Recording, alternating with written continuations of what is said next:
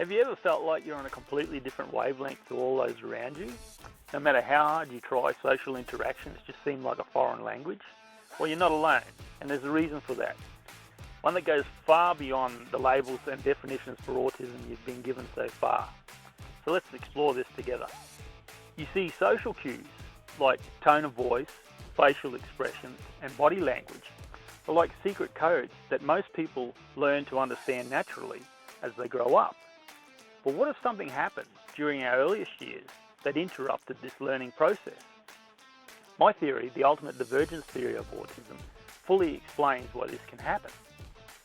It starts with the idea that autism is not something we are inherently predetermined to experience, but rather is something that develops in response to an overwhelming event, something our body and brain were not prepared for. Imagine this. As a baby, before you were even born, your brain was like a sponge, just soaking up everything it needed to learn about the world around. But then something happened, a big shock. It might have been a loud noise, or it could have been a scary moment. It might have been something that your mother experienced and you experienced it through your connection with her, or it could have been something that you experienced directly as a newborn or an infant. Whatever it was, your brain stored that moment as a memory full of fear and told your body to remain on high alert to protect you.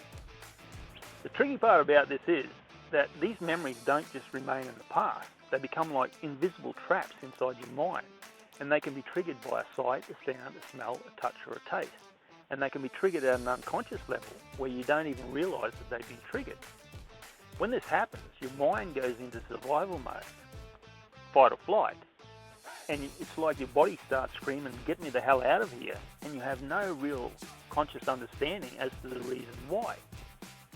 This makes it hard to focus upon the people around you, let alone learn all the intricate details of social interaction.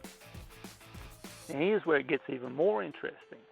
Social skills aren't just about understanding other people, they're about being able to freely express yourself. When triggered memories continuously interrupt you, your brain has to start functioning differently.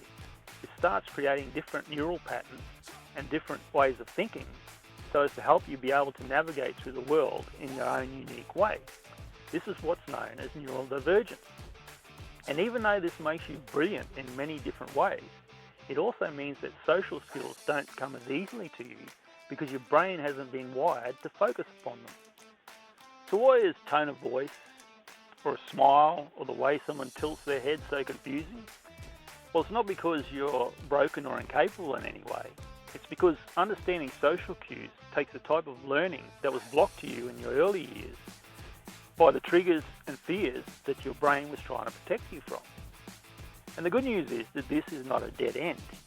Once you start understanding why your brain functions in this way, you can begin to identify tools and approaches that fit you, ones that help you to feel safer, freer, and more connected with others. You're not alone in this. There's nothing wrong with the way your brain is built. It's just that you've been navigating through life with a completely different roadmap.